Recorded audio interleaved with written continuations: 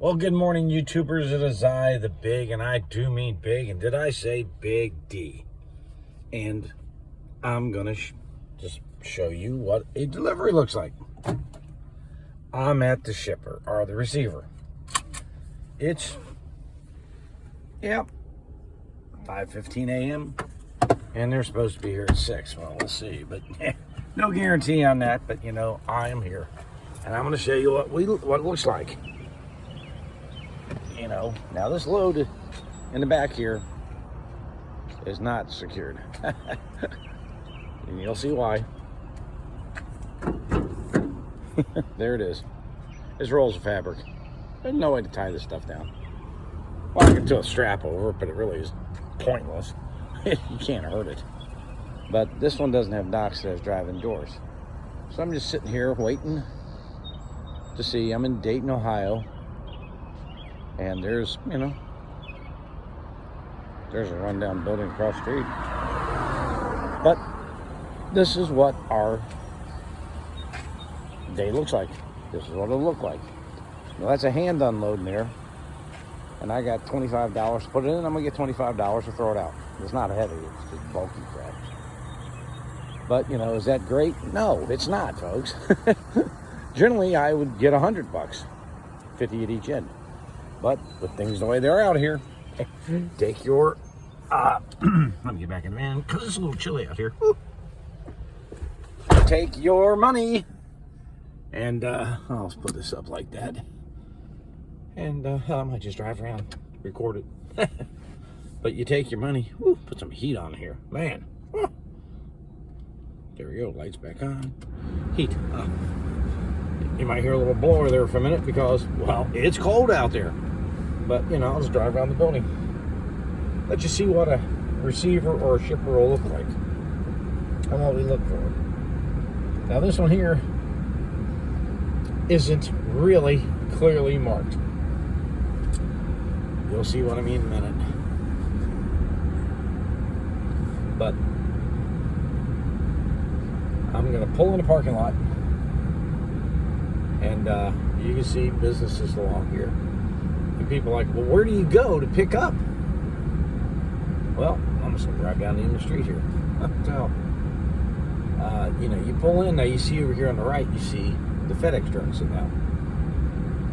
And there may be a man door somewhere along there. But you're looking for the dock. And, okay, I'll show you here at this company. As soon as I turn around. Bump, bump, bump. And here's a truck already backed up over here on the other side, waiting for them to unload it. Yeah, the old hurry up and wait, as we call it.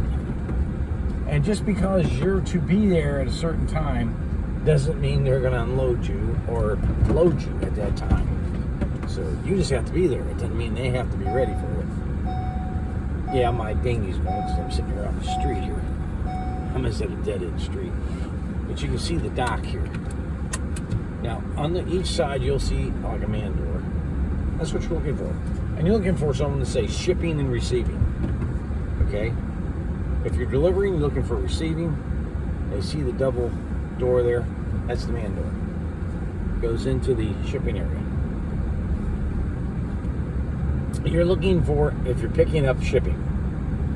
If you're dropping it off, you're looking for receiving. And sometimes the door will say shipping and receiving. That's not unusual. It's all done in the same place. Well, small company, why not?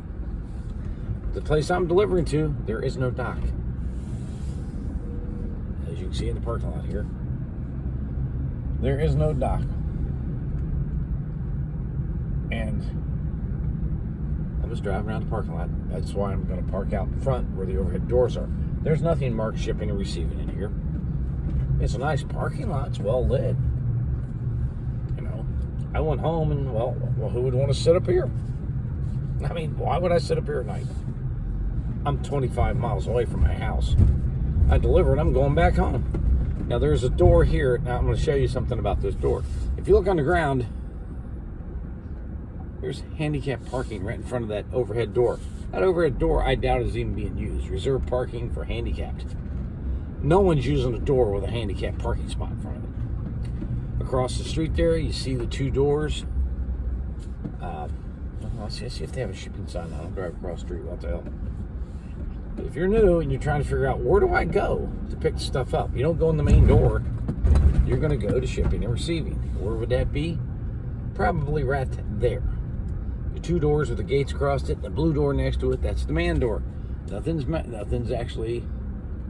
Oh, here we go. Right here. This is good. On that door, if you look to the right, you'll see a sign. Shipping and receiving. Right there. That's where you go to pick up at this company. You're going to go in there, and they will tell you which one of these doors or where to go to pick it up at. But that's what you're looking for, shipping and receiving. Right here up these steps, go in, tell them what you're there for to pick up or to drop off. They'll look at your paperwork. Always take it with you because they're going to need to see it. You don't want to run back out. And if it's, you're on a pickup, you'll have your information on your phone. Take your phone with you. You'll need it. And, basically, just go in there. Hi, my name is Jack Me Off. That's right, Jack Me Off with XYZ Courier. I'm here picking up for, I don't know, Bolt. And on the pickup 2 skids going to Laredo, Texas. And they're supposed to be 800 pounds. And I got a pickup number. A pickup number is a number they give you that you may need. Now, here is a dirty little secret about pickup numbers. Yeah. And everybody who's doing this they're gonna get it. It's incredible. But pickup numbers most of the time are worthless as tits on bulls. What? Well, yeah. You'll have half a dozen numbers. Which one to use? Just give them all to them. And you're gonna stand there. How about this? Nope. How about this one? Nope. How about this number? Nope. The one I'm looking for that you have to have starts with a Z, ZY, and it has 8 numbers behind it. So you get to call your dispatcher up. The number has to start with a ZY and have a bunch of. Then you'll get this. We'll try this one. It doesn't start with a ZY, does it? No. Well, guess what? They're not going to accept it. We'll try it anyway. Okay. Then you come back and say they wouldn't accept it.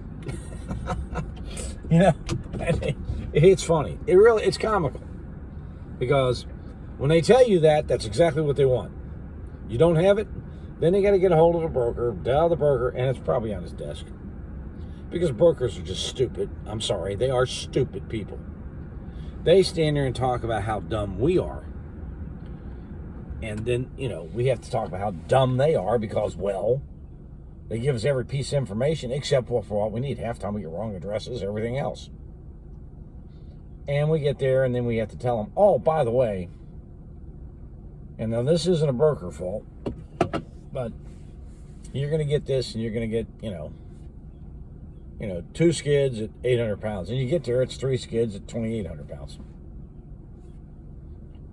And sometimes it's not going to fit in your van. And then you have to say, it ain't going to fit.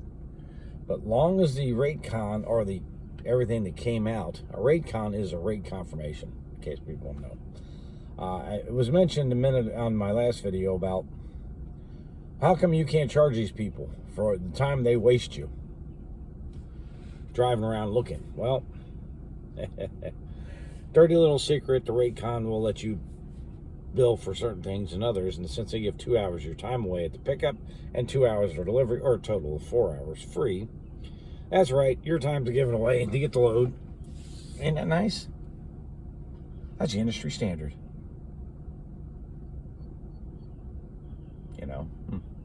And you'll get to some places, especially in Texas, Houston, those places, where you pull into a place, especially if it's a food place, and they want you to pay a lumper fee. You can't unload your truck. They want someone. First of all, I'm going to charge to unload it anyway. Well, they're not going to have that. They're going to send their people and unload it, and you got to pay $200-300.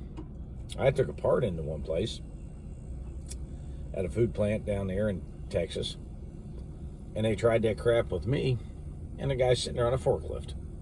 Just hook it on and pull it off. Nope. Got to get that lumper fee. I had a part for their machine.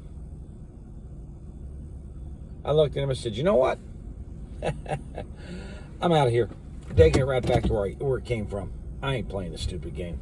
I'm not going to pay you a lumper fee when you're sitting on a forklift. You can pull it off in a matter of 2-3 minutes. It's your part, not mine. I don't care. I got in the van, shut the doors. Have a nice day. You can answer for why your machine's down. I don't give a shit. And you know what? It's amazing how fast he took that off. And then he goes, "You're never going to come here again." I looked at him as I'm driving, getting back in my van, putting the one down. I looked at him and said, "Do you really think I'm stupid enough to come back here? Really?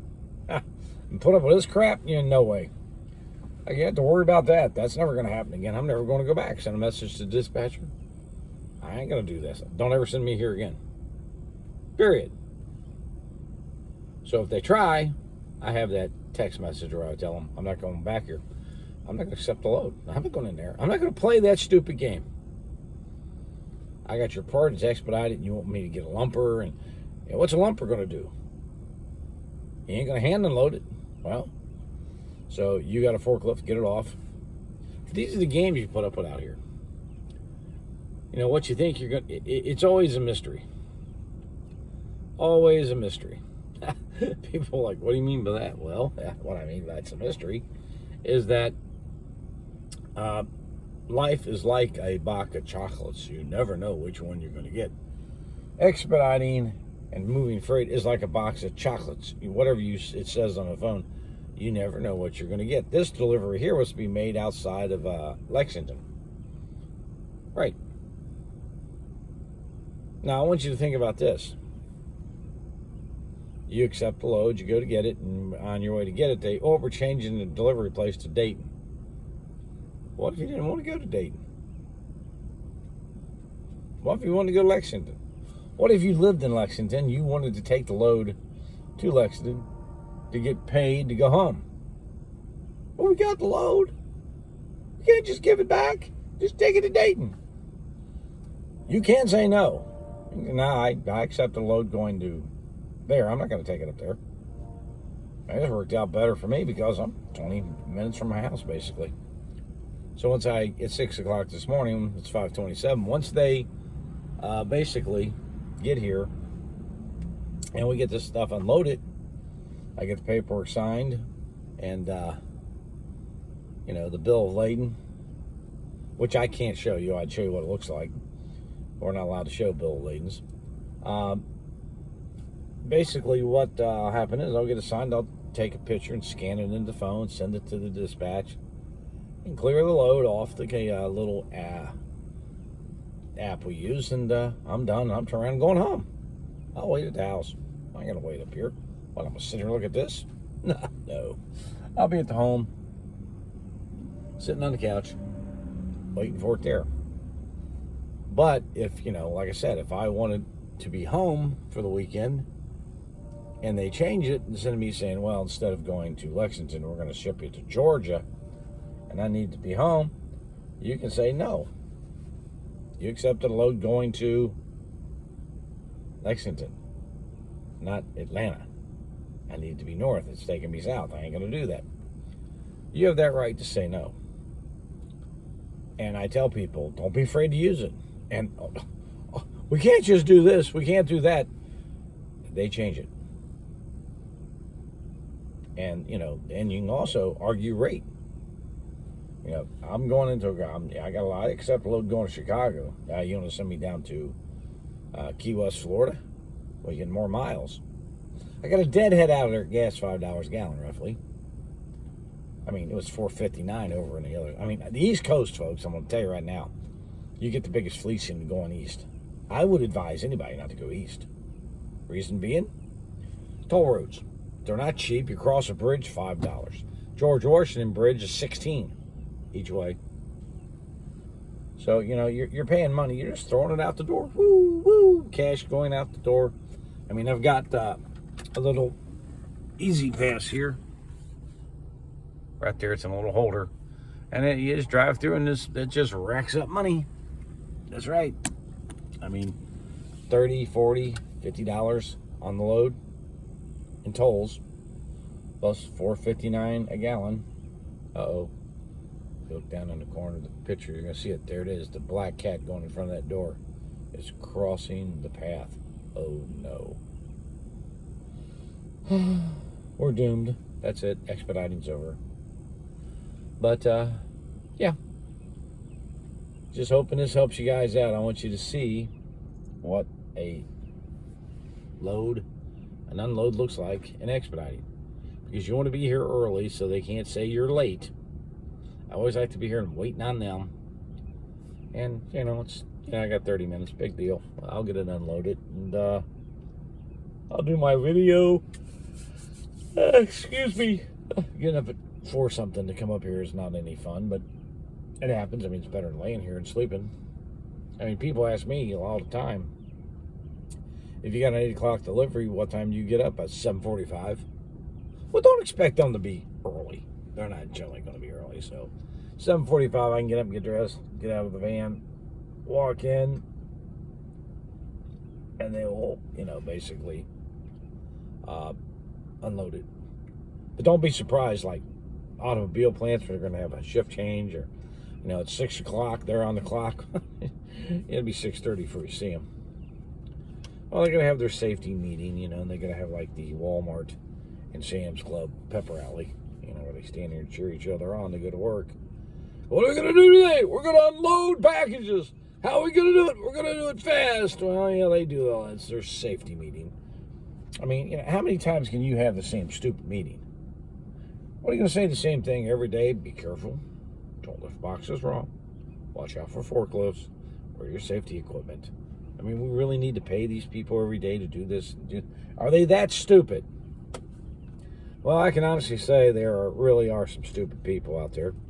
I mean, there was a guy on our transportation page who basically, as a joke, folks, and you would think this guy would not be this stupid, but he is. I put on there, my van's for sale for $98,000. Comes with a full tank of gas. Now, this is a joke on two ends. First of all, these prices of vans out here used are through the roof. They are 55% higher than they should be. That's right, 55% higher. So my van is worth 55% more than it should be. It's ridiculous. It's an appreciating asset. But gas is almost $5 a gallon, so $98,000. Also, I've just started my fuel loan mortgage company. That's right. And for a limited time, you get your first tank without closing cost. This is a joke. And this guy's taking it serious.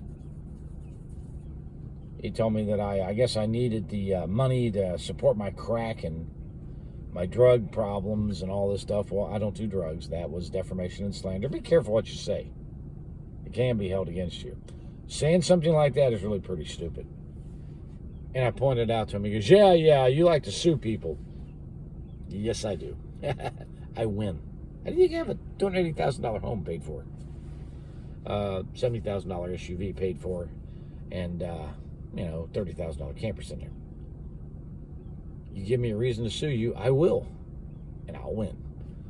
And I warned him, but he kept coming back with your drug problem. And I'm thinking to myself, this guy can't be this stupid. Yes, they can be. Remember, out here, you're not getting the brightest of the bright. Okay? And I'm not trying to insult anybody, but you're going to see it. Don't be surprised when you do. Because it's easy to get into, and I want you to be educated when you come out of here. Because educated people make right decisions and keep the industry at high standards. It's those idiots who will stand there and say stuff about you taking 3 or 4 cents a mile off and doing it for 92 cents. You're taking cheap freight. And when you dig into them, they're in the 70s. Shocking. You make the decisions based on what's your need. I can't tell you what's best for you. You can. Big D saying, don't let other people tell you what to do. You do what's best for you and your family. I will help you with what you should be doing, how to keep it profitable, what you're going to deal with out here. This is it. This is the life of what we do. It's hurry up and wait. Reminds you of the Navy. But, you know, I want you to really have a good understanding of what you're going to be dealing with. I'm not going to sit at a desk at home and talk about an industry I've never done and tell you how to do it. I mean, I posted a video on here one day, and I had a guy come back, talked about some other YouTuber. You must be talking about such and such. And he showed his washouts. Well, if it's the person, I don't mention other YouTubers' names, but if it's the person I'm thinking he's talking about, yeah, he posted his washouts. He got $100 a box. He took 6 boxes, 100 miles, got $100. That's $600. If you're getting this kind of money, how come you only make it $1,700 a week? And how come your washout only showed on that load $100? I can read them too. This is the stuff I'm trying to steer you away from. Everybody getting in there and clickbaiting it, and they get lots of subscribers, folks, lots. Because people want to hear that you can make all this ridiculous money. I want you to understand what you're actually going to make. Because when you get out here thinking you're going to make, I'm going to back up to the door and fill it up with cash, and it doesn't happen, you're going to be disappointed. And in some instances, it can ruin you financially. Let's not be stupid. Big D saying let's make money, but let's understand what we're really doing.